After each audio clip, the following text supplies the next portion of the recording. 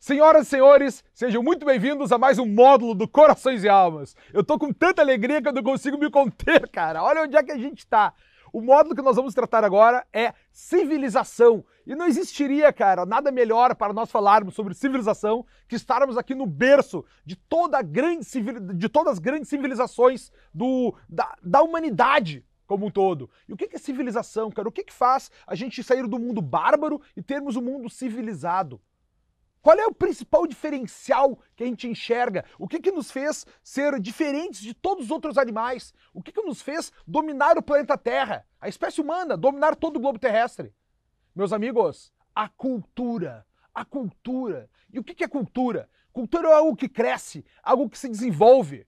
Quando a gente faz algum exame de sangue para alguma coleta de material, eles fazem a cultura desse processo, né? Até mesmo a própria urina vira urocultura. Também temos a agricultura, põe uma sementinha, vem do chão, é algo que se desenvolve. Então esse é o principal fator humano. E eu quero que vocês observem a partir de agora como toda essa conexão do que a gente aprendeu no Corações e Almas vem se fechar nesse primeiro momento. O que foi que nós analisamos no Corações e Almas até então? Pensem bem, a gente pensou, quem era a primeira coisa? Quem era o ser humano? Esse eu. O ser humano que enxergasse seus limites, os limites da sua existência. Do que ele gostava de fazer, do que ele tem a sua tendência natural para crescer. Esse ser humano que não consegue ficar parado no mesmo lugar. Esse ser humano, assim como os primeiros hominídeos na savana africana, nesse belo continente onde nós estamos, desceram das árvores pela primeira vez. Ficaram eretos ao invés de caminhar em quatro patas, enxergaram mais longe, quiseram ampliar seus horizontes literalmente. O que tem atrás daquela montanha? O que tem depois daquele rio? O que tem depois daquele oceano? Nessa visão de ter dentro de si essa coragem de enfrentar aquilo que ele desconhecia, essa proatividade de dar os primeiros passos, essa grande altivez. Nossa segunda aula já foi para analisarmos a importância do outro. Quem eu sou, os limites da minha existência, enfrentar o desconhecido, de modo que a gente tivesse a coragem de se perder no outro, de não sermos mais covardes, de não termos mais preguiça de dar o passo adiante, agirmos com cada vez mais coragem e cada vez mais proatividade. E nós vimos também que os seres humanos sofrem nesse processo demais, paralisam. E aí nós começamos a colocar a filosofia aplicada ao dia a dia. Ensinei para vocês como os estoicos, como a filosofia estoica resolviam os seus problemas. Como eles tinham dentro de si um crescimento de entender o destino como uma realidade e amar o destino, ver uma possibilidade de crescimento existencial a cada novo obstáculo que surge na vida, e o sentimento que eles pereceriam, que existe um dia lá no futuro que vai acabar. Memento mori, lembre-se que tu vai morrer. O ser humano é o único animal que tem noção que vai morrer. Ele tem noção do tempo, do controle do presente, da percepção do que já passou e essa visão do futuro, principalmente no dia derradeiro do final da sua existência. Desde então a gente viu que quando o ser humano, quando a gente tem a cultura como ponto principal da grande civilização, a gente analisou como se dá o conhecimento humano, principalmente nesses três processos que nós já analisamos. Quais são eles? Primeiro deles, a parte do aprendizado, onde tudo é novo, tudo é legal, querem conhecer, gostamos do que estamos fazendo. Depois uma parte da prática, onde tudo já não é tão claro assim, nós já estamos um pouco cansados, e aí nós aplicamos a visão de mundo dos estoicos, mais uma vez, de vencer as suas dificuldades. A gente viu como Sêneca enxergava isso. Nós começamos a enxergar qual é o grande objetivo do ser humano, crescer, onde é que a gente quer chegar. Nós vimos o conceito do Platão, do rei filósofo. Quem seria esse rei filósofo platônico? Nós vimos a vida do Marco Aurélio. Depois nós vimos o Nietzsche, dizendo o conceito de Übermensch, uma visão muito mais moderna. E quem seria esse super-homem nietzschiano? A gente viu a visão do Goethe também, um grande sábio. O terceiro ponto que a gente viu então foi o domínio do conhecimento. Como nós nos tornarmos esses grandes sábios. Que homem eu quero ser lá no futuro?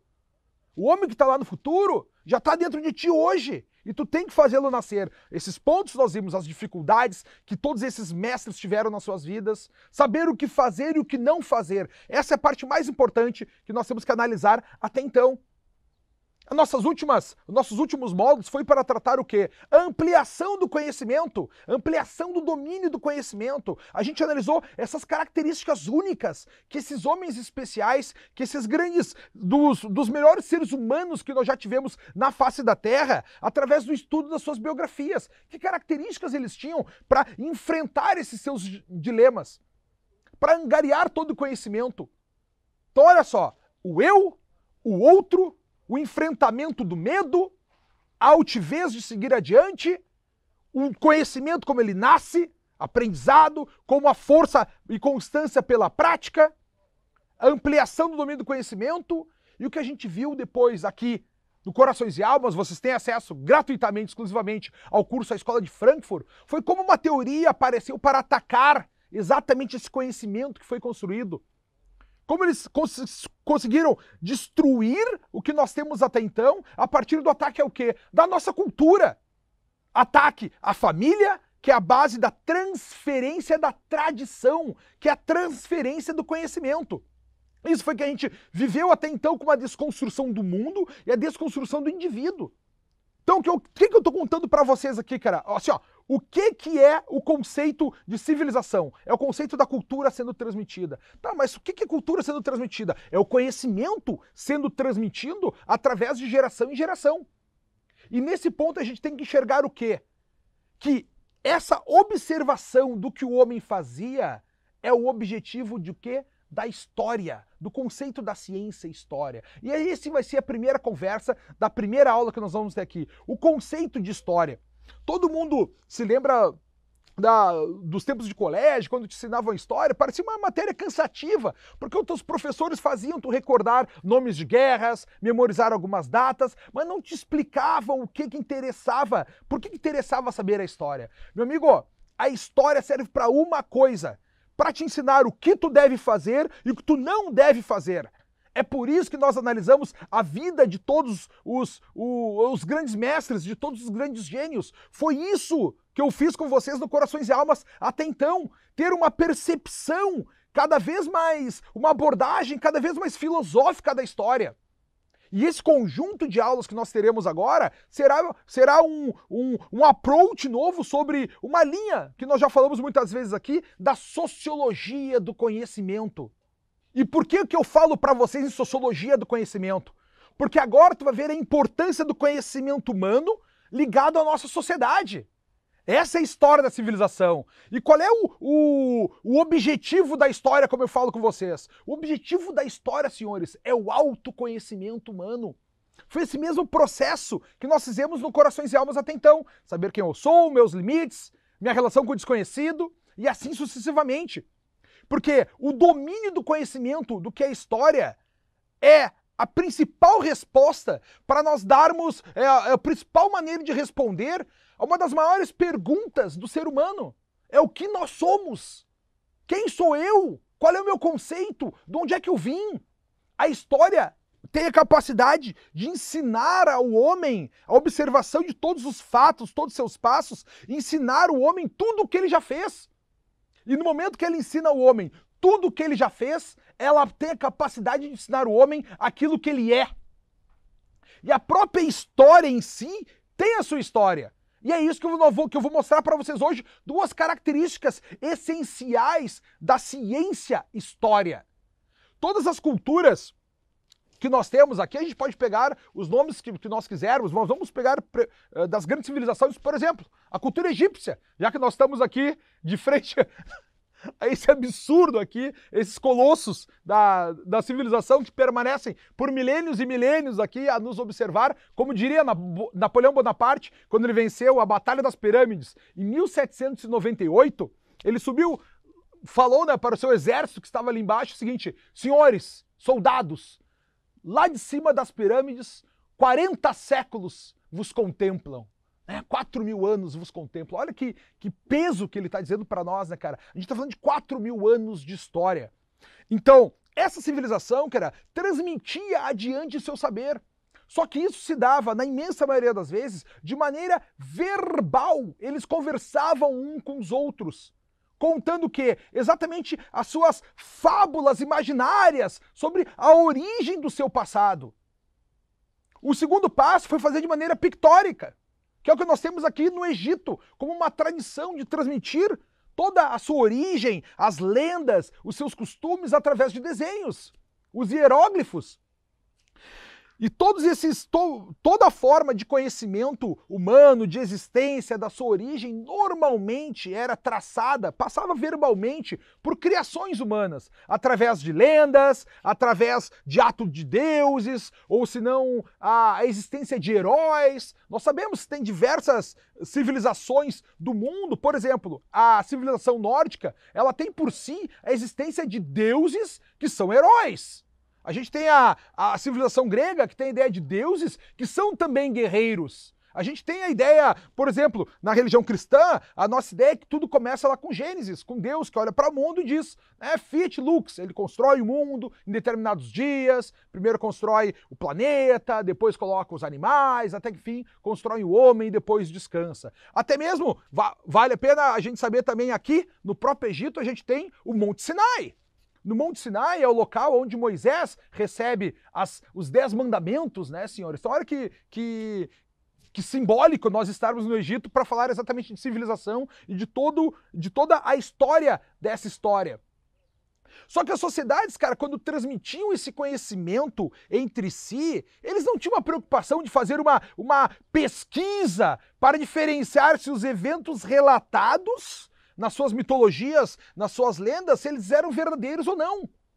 Aquilo ali tinha uma transmissão verbal. A tradição, a cultura se transmitia através da tradição, pelos seus elementos originários, feito pelas famílias, feito pelos anciãos. Os mais velhos contavam para os mais novos histórias, criadas por si mesmo. Até, cara, que no século 5 a.C. aparece um personagem, um pensador, um cientista chamado Heródoto, lá na Grécia. O Heródoto, cara, é o primeiro cara que ele começa a analisar, a pesquisar essas questões do passado.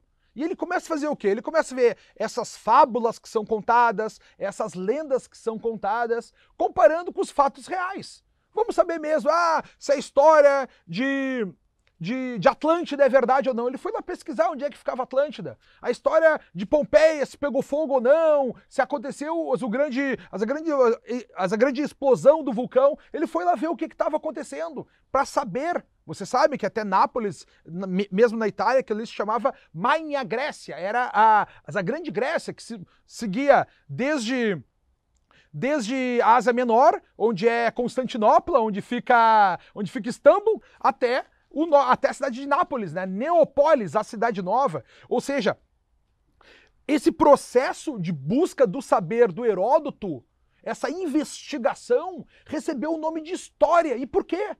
Porque história, a etimologia da palavra história em grego, significa exatamente investigação.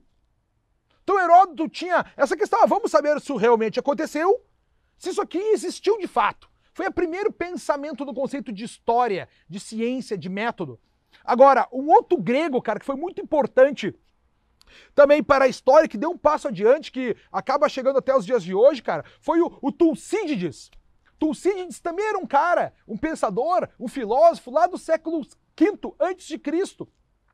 Ele foi quem primeiro escreveu o registro histórico compatível com esses nossos critérios modernos de ciência. Ele fazia o quê, cara? Por exemplo, quando ele foi analisar a Guerra do Peloponeso, todo mundo já ouviu falar na sua escola da Guerra do Peloponeso. Como é que esse filósofo seguiu o processo dele? Ele entrevistou testemunhas oculares. Olha que interessante. Ninguém tinha feito isso até então, para saber o que realmente aconteceu lá no Peloponeso. Analisou as táticas militares aplicadas no conflito. Ele foi ver as decisões estatais que estavam por trás disso. Ele foi o primeiro cidadão que atribuiu os resultados de uma guerra a ações humanas, e não mais dos deuses. O Heródoto, o primeiro livro que ele escreve é Teogonia. a origem dos deuses, a origem do universo. Ali ele coloca todas as grandes mitologias gregas num livro. Como é que surgiu a Terra, como é que surgiu as constelações, como é que surgiram os animais, como é que surgiu a guerra, como é que surgiu o fogo, quem levava informações entre os deuses. Está tudo no livro chamado Teogonia, do Heródoto. Já o Tucídides, ele faz uma coisa completamente diferente. Agora ele faz uma narrativa. Essa é a primeira potência da história, a questão da narrativa. E esse método que o Tucídides usava já no século V a.C. é usado até os dias de hoje na história. Ele cria o método mais duradouro da história, que é o quê? Essa narrativa detalhada das guerras, dos conflitos políticos, analisando a questão da diplomacia, a questão das decisões estatais, como eu falava para vocês, dos grandes líderes. E nessa sequência da história, logo depois dos gregos, do Heródoto e Tucídides, a gente tem a evolução da história a partir dos primeiros romanos, dos primeiros pensadores romanos. E o que eles fizeram foi um desenvolvimento da visão do Tucídides sobre a história. Eles começaram a questionar como é que nós chegamos aonde estamos hoje. Eles começaram a ver quais foram as grandes decisões tomadas pelos homens que fizeram a construção do Império Grego, das guerras que existiram, dos conflitos e o que aquilo poderia ser utilizado ou como foi utilizado na civilização romana. Os principais nomes da história, dos historiadores romanos, é o Políbio e o Tito Livio. Isso aí nós já estamos falando já no ano zero, né? No nascimento de Jesus Cristo. Já não estamos falando mais do antes de Cristo e depois de Cristo. É bem no auge do Império Romano ali. E eles começaram a fazer o quê? Eles começaram a ter uma prática de analisar a história da mesma forma que nós utilizamos hoje, criando um grande quadro, uma grande imagem da realidade. Eles procuravam analisar um fato ou um ato, colocando tudo isso numa linha temporal mais longa. Foram eles que criaram a linha do tempo. Vamos ver o que foi que aconteceu aqui, depois aqui, mas não só numa ordem cronológica, mas todos eles vinculados em circunstâncias desse ponto principal de análise histórica. E por mais incrível que pareça, cara, desde lá, a história é aprendida assim. A história universal, a história do todo, desde as pirâmides até os dias de hoje, até o Elon Musk colocando uma nave espacial indo para Marte, ela é analisada a partir de uma visão do progresso. Eles pegavam essas circunstâncias e colocaram numa linha do tempo. Então tudo começa a acontecer cronologicamente e nós passamos a ter uma ideia que existe um progresso nisso aqui, analisando desde os nosso início mais remoto até o presente. E o que acabou acontecendo com esses historiadores e foi se desenvolvendo na história, como eu vou mostrar para vocês aqui, é enxergar os atos e os fatos humanos, as decisões do que fazer e não fazer, num senso de propósito. Eles começaram a enxergar uma evolução do saber. E o que eles acabaram vendo, olha só, meus senhores, já lá na Roma Antiga, era aquela percepção que a história se tornava cíclica. Mas qual era o grande ciclo da história? Eu já comentei com vocês também diversas vezes. Tempos duros criam homens fortes. Eles viram que em tempo de guerras surgiam grandes líderes. Esses líderes, através das suas ações, criavam tempos muito mais fáceis, de bonança, de fartura, de acesso. E esses tempos de fartura, de bonança e de acesso criavam pessoas cada vez mais frágeis, pessoas cada vez mais moles, pessoas cada vez mais covardes e preguiçosas. Eles viram esse saber cíclico. E não tem nada de místico nisso. É uma conjuntura, como a gente enxerga hoje, da lógica. Então é importante, cara, a gente ver que essa visão de mundo que os romanos têm, ela vai ser retomada 1.700 anos, 1.800 anos depois, com Kant, com Nietzsche, com Hegel principalmente, que é esse mito do eterno retorno, da história cíclica. Só que depois nós vamos analisar com mais ênfase o que foi que essa visão do Kant, depois do Hegel, acabou transformando o pensamento dos dias de hoje, onde a gente chega até então, do próprio aqui 2021, quando nós estamos tendo essa aula magnífica nas pirâmides do Egito. E eu quero deixar claro para vocês, cara, que a civilização está se desenvolvendo como um todo, tá? Para vocês terem ideia. Aqui no Ocidente, o caminho é esse, o caminho se dá através das mitologias passadas verbalmente, depois o Heródoto cria um método de comparação do que existe, do que foi falado com o que foi real. O Tucídides ali analisa cada ponto humano sem intervenção divina. Os romanos dão essa noção de timeline, né, de progressão cronológica com senso de propósito, mas essa mesma coisa, cara, acontece também lá no Oriente. Só para dados de informação aqui, para que vocês enxerguem que o mundo está todo eclodindo junto, lá no Oriente, cara, os chineses também desenvolveram esse mesmo método. Um historiador chinês, Sima Caim, que é do ano 200 a.C., ele tentou traçar uma linha cronológica também, cara, da história chinesa. Desde o Imperador Amarelo, que é 2700 anos de Cristo, até o caminho a chegar na dinastia Han, que era a dinastia na qual ele vivia, em 200 a.C. Então ele tentou analisar 2.500 anos, fazendo uma ordem cronológica desse saber, seguindo também essa linha do tempo, uma visão de sentido na história, de crescimento humano. E preste atenção aqui, senhores, mais uma vez, como eu já falei para vocês, as duas principais lições do estudo da história, da ciência história, são, a primeira delas, como eu falei para vocês aqui, é a narrativa, o nascimento da narrativa. Olha a importância política de poder que tem essa característica da história. Porque agora a história passa a ser contada pelos vencedores. Olha o poder político disso. Quem vai dizer o que aconteceu ou deixou de acontecer são os vencedores. E aí eu quero que vocês observem também aqui, para quem, né, para todos os alunos aqui que também fazem o nosso clube do livro lá do Conrado, como a gente analisou as diferentes construções, estamos analisando as diferentes construções de narrativa. Em primeiro lugar, nós temos a análise da escrita com duas narrativas diferentes.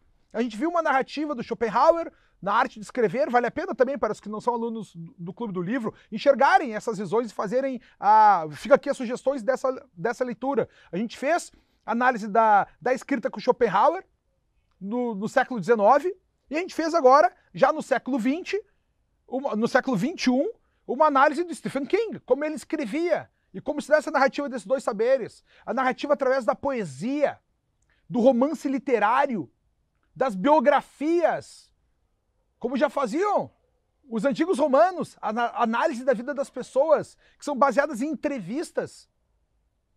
Vocês estão vendo aí, né, a Incrível Viagem do Shackleton, é um livro que nós lemos no Clube do Livro do Conrado, que é uma biografia baseada em entrevistas com os participantes, com os familiares dos participantes, como o próprio Tucídides já fazia lá na Guerra do Peloponeso. Durava até os dias de hoje. Então o que eu quero, senhores, que vocês observem que todos esses ensaios de transmitir o saber adiante faz parte desse conceito de narrativa. A segunda característica da história, importantíssima também, cara, são as lições morais. Enxergar a transmissão de lições morais através da história. Através da linha do tempo, de geração em geração. Tradição. Transmitir a cultura através da traditio, que a etimologia é exatamente pegar uma coisa de um lado para o outro, transportar através da família, os fundamentos da sociedade, os fundamentos da civilização. Os historiadores começaram a fazer o que então, cara? A analisar as narrativas e ver os papéis, os atos dos vilões e dos heróis das histórias.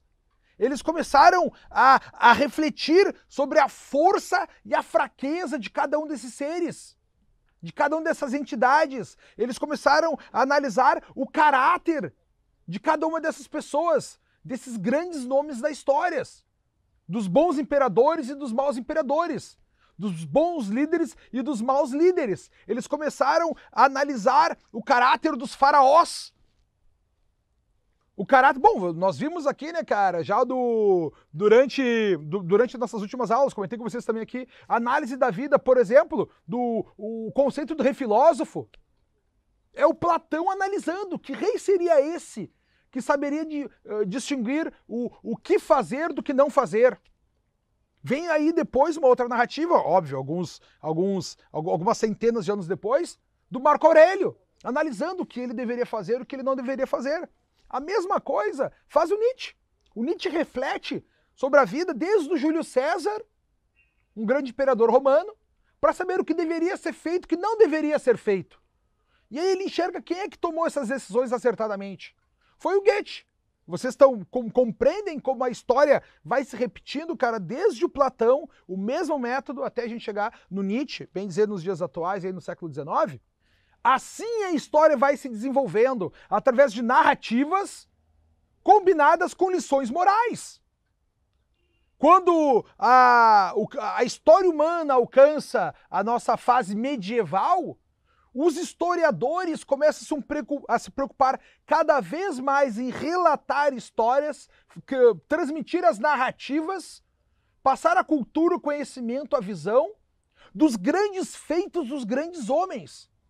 Eles começam a transmitir ideias dos heróis. Para quê? Para transmitir para os seres humanos vindouros o sentido de coragem, o sentido de altivez, proatividade, para que ninguém mais fosse nem medroso, nem covarde e muito menos preguiçoso. Essa era a função da cultura, da história, transmitir essa visão de mundo, que é exatamente o que eu procuro fazer com vocês aqui no Corações e Almas. Trazendo a visão dos grandes mestres, dos grandes gênios, o que foi que eles fizeram. Eu faço questão, cara, de inspirar vocês com isso, para que vocês vejam, analisando a cada nova aula, como essas grandes mentes que já pisaram aqui na face da Terra, desde os tempos dos faraós até os dias de hoje, eles eram homens comuns. Eles não eram escolhidos pelos deuses, como os faraós se consideravam, nem escolhidos pelos deuses, como os príncipes medievais também se consideravam, nada disso. Eles eram homens comuns que tiveram a coragem, tiveram a altivez de não se manterem na sua zona de conforto. Eles deram um passo adiante, e foi assim que eles empurraram a barreira da existência humana para além de seus limites. Foi assim que eles empurraram a barreira do conhecimento humano para além dos seus limites. Essas grandes mentes, esses grandes gênios, eles eram pessoas como nós, seres humanos como nós. O que eu quero que permaneça na cabeça de vocês, sempre fresquinho quando tu pensar em história, é a visão da importância da narrativa e a importância das lições morais. E como tudo isso, meus amigos, é transmitido através da tradição. A narrativa transmitia as lições morais adiante. E olha como quando a gente tem a escola de Frankfurt atacando esse conceito de cultura, nós não temos mais a certeza da verdade e nós perdemos o sentido de ordem. Nós já não temos mais uma família capaz de transmitir, realizar a tradição de um saber, de um conhecimento. E olha o mundo quando a gente chega hoje, quando fala de lições morais, olha a decadência moral que nós nos encontramos hoje. São os grandes males da humanidade que nós vemos os pensadores, principalmente dentro da sociologia. O Karl Marx fala em alienação, o Emile Durkheim fala em anomia, o sentido que não existem mais regras. Max Weber fala o sentido de não estar no mundo, eu não pertenço a isso. Todos esses grandes males sociais vêm da decadência da moralidade. E para que tu entenda essa decadência moral aonde nos levou, eu vou fazer aqui um salto histórico. Eu vou sair do início da Idade Medieval e vamos pular para o século XIX. Eu vou contar para vocês aqui, cara, a maior narrativa de toda a humanidade. A história do século XIX, o que é o século XIX, cara? Começa nos anos de 1800, vai até o ano de 1900. Ela tem, a história do século XIX tem uma importância tremenda. E por quê? Porque todos, cara, os mais importantes nomes da filosofia, eles começam a querer explicar as suas filosofias através da história humana. analisando o senso de propósito da história humana. Se a gente for pegar assim, ó, o Hegel, começa aí com Kant principalmente, né? Mas quando a gente chega ali no Hegel, esses caras, cara, começam a entender que a história passa a trazer dentro dela, dentro desses ciclos, como eu falava para vocês anteriormente, a noção do progresso humano. Quanto mais a história passava, mais o homem caminhava. Eu quero que vocês percebam aqui a arrogância desses filósofos. Porque nessa presunção deles, eles começam a acreditar que a Europa chegou no ápice da onde o ser humano poderia evoluir. Eles começam a ter uma noção de que a Europa deveria se entender como o progresso máximo que a humanidade alcançou. Que a Europa seria o auge da civilização humana. Porque eles tinham os maiores expoentes das artes. A gente tem o impressionismo, o expressionismo. Eles tinham os maiores expoentes da pintura, os maiores expoentes da literatura. A gente tem o Goethe exatamente nessa época, da música, a gente tem o Beethoven nessa época, das ciências, com as suas invenções, com a medicina, o homem já não morria tanto, com a engenharia, com a criação de obras absurdas, inacreditáveis, talvez não batem as pirâmides, mas eram inacreditáveis, né? Como a gente pode ver, a própria construção das principais capitais europeias, da atividade militar, as guerras cada vez mais efetivas, da política também, com os grandes tratados sendo realizados. Os intelectuais europeus, como eu falava para vocês, se tornaram arrogantes demais. Eles acreditavam que eles eram o máximo da onde o homem poderia chegar. Eles começam a fazer a narrativa vinculado com a ideia de sentido. Que tudo que estava acontecendo só acontecia porque tinha um porquê de existir. Eles começaram a pensar um absurdo, uma visão absurda do mundo, eles começaram a achar, e aí onde é que veio o progressismo, o início do progressismo, eles começaram a achar que era o futuro que puxava, que a história só aconteceu daquela forma para que o homem chegasse nesse lugar magnífico que era a Europa do século XIX. Eles começaram a analisar os fatos históricos, os filósofos começaram a analisar os fatos históricos e atribuir sentido àqueles atos para chegar nessa realidade que eles imaginavam, numa visão muitas vezes utópica do mundo, dando sentido a fatos que justificassem aonde o homem tinha chegado, a civilização europeia. Agora, na visão deles, tudo que tinha acontecido na história universal só tinha acontecido porque o ser humano deveria se tornar um europeu. Veja o absurdo dessa visão desses caras. O resto do mundo todo, as Américas, a América do Sul, a Oceania, com os aborígenes, todos eles seriam civilizações que não teriam evoluído até então. Eles estavam atrás no progresso humano. Eles não tinham alcançado o nível da civilização europeia. E o principal expoente da filosofia, baseado na história, que surge no século XIX, é exatamente o filósofo Georg Wilhelm Friedrich Hegel. O famoso Hegel, né, cara? Aquele cara que nem os próprios alemães entendem quando vão estudá-lo. O Hegel acreditava que toda evolução humana foi para chegar até ali, no estado prussiano. E aí aparece um outro filósofo alemão, que muita gente acha que é russo, que é o Karl Marx, cara, que se serve dessa visão do Hegel, dessa ideia de evolucionismo histórico, porque é isso que o Hegel faz, ele acha que existe uma evolução na história para esse lugar específico que a gente vive hoje, que era o agora, né? Para o Hegel ele está vendo no agora, o Estado prussiano no hoje. O Marx serve disso, cara, para criar sua própria teoria. Só que olha a teoria do Marx, olha que aí vem um passo adiante onde a gente se perde nesse progressismo absurdo. Tu sai da ideia do hoje e passa para a ideia do amanhã. O Marx começa a imaginar qual seria o próximo degrau que a humanidade deveria alcançar, porque já que é uma evolução, né, nós chegamos no Estado prussiano, qual será o próximo passo? Para onde a gente deve galgar esse nível mais alto de evolução e progresso? E aí o Marx, ele volta, ele faz a mesma coisa que o Hegel faz, ele começa a botar a sua filosofia, tentar explicá-la através da história. E ele começa a fazer aquela análise do que o ser humano deve fazer e o que o ser humano não deve fazer.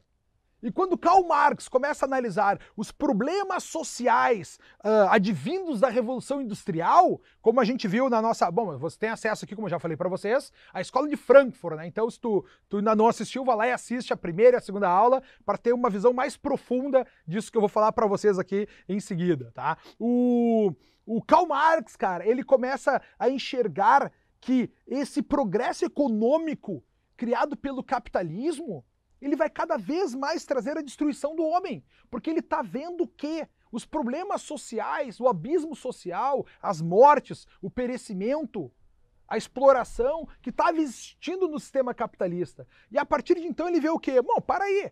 Como é que isso aqui vai encontrar uma solução? Isso aqui só vai ter uma solução no momento que nós tivermos essas classes sociais, tanto dos donos do meio de produção, que ele chamava de burguesia, quanto dos explorados, que eram os trabalhadores. Olha só o senso de coletivismo, do entendimento de coletivismo, da criação aqui de uma abstração filosófica, uma abstração social criada para submeter o indivíduo, só no momento que os explorados tomassem o lugar dos exploradores. E aí, ele enxerga o quê, cara? Que terá um passo nessa evolução do progresso civilizacional, vai nos levar ao comunismo. Ele já não está pensando mais em explicar a história de hoje, ele está pensando em explicar a história do amanhã, do crescimento do amanhã, e ele começa a criar uma utopia, um lugar no espaço, né? O topos Uranus, um lugar no espaço, Uranus. O comunismo, por Karl Marx, ele seria a consequência lógica do colapso do capitalismo. Porque o capitalismo, como eu falei para vocês aqui, ele enxergava que ele estava abusando dos trabalhadores. O capitalismo seria destruído por causa das suas próprias incoerências, por causa das suas próprias contradições. Então o Karl Marx passa a dizer para nós que agora a gente tem que entender que não é o passado que empurra, e sim o futuro que puxa. Porque é o resultado do homem chegar ao comunismo que tem que acontecer essas guerras, tem que acontecer essa luta de classes. E essa ideia do Karl Marx, cara, acabou tomando conta de toda a intelectualidade, porque eles se achavam especiais, achavam que sabiam demais, que eles tinham todo esse poder do conhecimento. E essa ideia dele passa para todo o século XX, para os principais pensadores, principalmente para aqueles que sofriam de feel-good politics, que eles tinham uma vida boa, né? Eles eram bancados para estudar o próprio Karl Marx. Ele era bancado toda a sua vida pelo seu amigo rico, pelo Engels. E esses pensadores nesse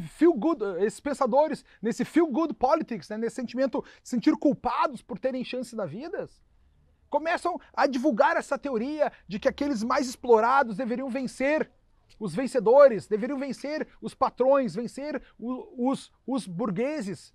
E aí a gente chega nessa visão do coitadismo. E a mesma coisa acontece com outro tipo de pensadores, que são os recalcados, os que vivem no complexo de Fourier, que nunca produziram nada na vida, nunca geraram riqueza na vida e tem raiva de quem gera, tem raiva de quem tem coragem de ir adiante, tem raiva de quem dá o passo com altivez, de quem dá o passo com proatividade. E é dessa forma que esses pensadores, que se sentem culpados por terem uma vida boa, que se sentem recalcados com quem tem essa vida boa, que eles não geram riqueza nenhuma, eles acabam propagando a ideia de que existe um futuro que puxa e não um passado que empurra. E pelos fatos deles não gerarem riqueza nenhuma, não criarem nada, eles acabam sendo a prova específica de que tempos fáceis criam homens fracos, criam homens moles, criam homens que não têm mais o ímpeto da coragem de produzir, o ímpeto da altivez de produzir, da proatividade, e sim vivem numa covardia, num medo, na preguiça, sonhando com utopias, ao invés de colocar na prática no hoje, deixando tudo jogado para um dia de amanhã. Então, ou seja, senhores, a gente começa a ter uma decadência moral e a manipulação da narrativa, que eram os princípios da ciência da história. Eu quero que vocês entendam a importância de quebrar esse ciclo, onde tempos duros criam homens fortes, homens fortes criam tempos fáceis e tempos fáceis criam homens fracos. Nós não precisamos fazer isso. Não precisamos deixar com que os homens fracos tomem conta. E como é que a gente tem que fazer isso? Passando adiante, transmitindo a cultura, através da tradição para os nossos entes queridos, para os nossos filhos. Passar a ideia da valorização da coragem, da valorização da altivez, da valorização da proatividade. Esse é o dever da história, esse é o porquê da história existir, para que nós entendamos sempre que não é o futuro que puxa, é o passado que empurra. O passado simbolizado aqui nas grandes pirâmides do Egito, onde a gente veio gravar esse módulo sobre civilização. Eu quero que vocês percebam esse entendimento de como a história humana tem esses dois pontos principais, narrativa e lições morais, e como tudo isso foi destruído. Portanto, senhores, nessa aula de hoje, eu queria explicar para vocês, mostrar para vocês, que fique sempre fresco na tua cabeça, que a história tem duas partes importantíssimas, a narrativa e a lição moral sendo transmitida. Porque isso é civilização, é a tradição do conhecimento humano, através do saber humano, através da experiência humana, e como as narrativas foram monopolizadas e deturpadas, e como as lições morais acabaram numa decadência existencial cada vez mais profunda, que acaba jogando o ser humano em direção ao nada, deixando a humanidade completamente perdida e nós sem propósito nenhum de enxergarmos um futuro melhor e de lutarmos pela nossa vida, pela ampliação do nosso conhecimento e por um futuro melhor para os nossos filhos.